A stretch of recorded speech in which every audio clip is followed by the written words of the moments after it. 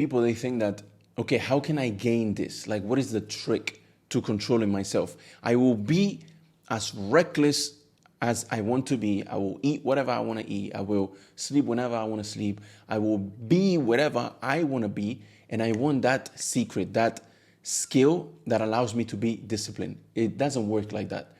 Every human being is weak by nature.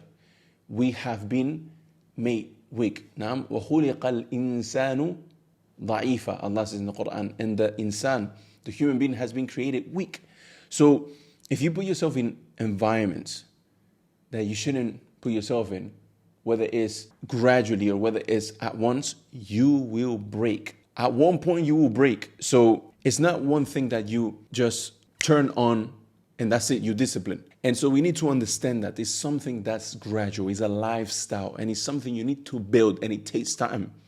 And unless you have an ongoing interest and intent to be like that on a daily basis, you are not going to get there. You are going to start working towards it, gradually getting there, and then you're going to break and you're going to go to ground zero again, and you will have to start all over again.